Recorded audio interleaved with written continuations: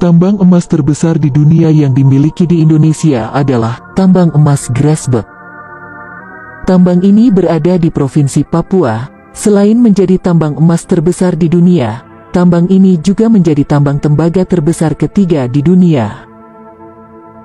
Sayangnya, tambang emas terbesar di dunia ini tidak dikelola langsung oleh pemerintah Indonesia.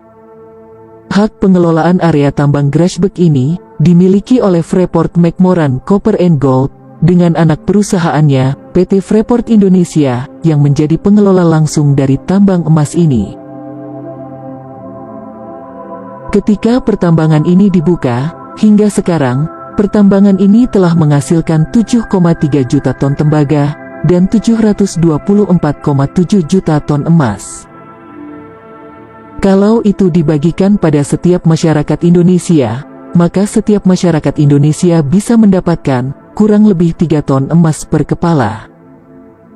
Bisa dibayangkan jika itu terjadi, semua penduduk Indonesia akan hidup dengan bergelimang harta.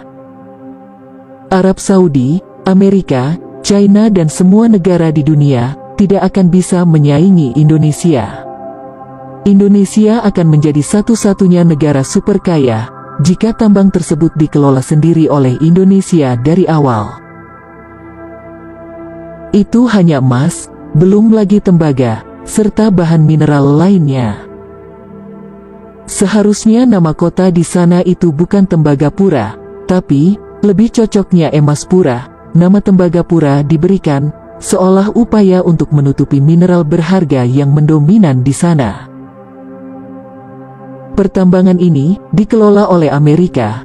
Dengan kesepakatan awal mula pengelolaan tambang ini, presentasenya adalah 1% untuk negara pemilik tanah dan 99% untuk Amerika sebagai negara yang memiliki teknologi yang melakukan pertambangan di sana.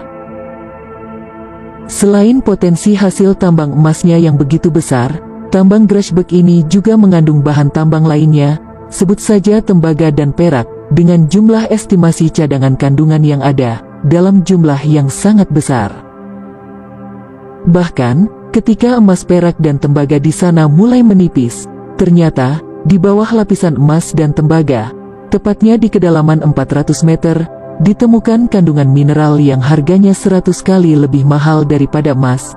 Kandungan mineral itu adalah uranium. Uranium adalah bahan baku pembuatan bahan bakar nuklir. Belum jelas jumlah kandungan uranium yang ditemukan di sana, tapi kabar terakhir yang beredar, menurut para ahli, kandungan uranium di sana cukup untuk membuat pembangkit listrik nuklir dengan tenaga yang dapat menerangi seluruh bumi, hanya dengan kandungan uranium di sana. Seperti yang pernah dikatakan oleh pengamat pertambangan, pada tahun 2005, Freeport sebetulnya sudah mengakui bahwa mereka menemukan uranium, meski katanya tidak signifikan. Kecurigaan ini diperkuat lagi dengan proses smelting biji tambang sebagian dibawa ke luar negeri. Jadi bisa saja ada kandungan uraniumnya. Waktu pihak dari PT Freeport dipanggil oleh DPR, mereka pernah mengakui adanya kandungan uranium, tapi katanya tidak signifikan. Porsi uranium itu sangat kecil, jadi tidak ekonomis jika dilanjutkan ditambang. Ya, wajarlah mereka berkata begitu. Di dalam kontrak dengan Indonesia, mereka hanya diperbolehkan menambang emas dan tembaga. Ini akan sangat sulit bagi pemerintah Indonesia untuk membuktikannya. Perusahaan Freeport itu tidak terbuka dan tidak bisa diaudit di Indonesia, namun terbuka di luar negeri. Namun, jika pemerintah bisa membuktikan bahwa Freeport juga menambang uranium, maka pemerintah berhak memanggil dan mengauditnya, karena mereka beroperasi di Indonesia.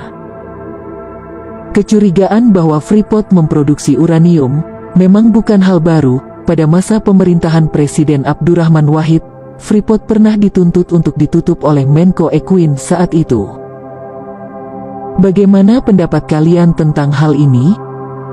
Tinggalkan komentar kalian di kolom komentar.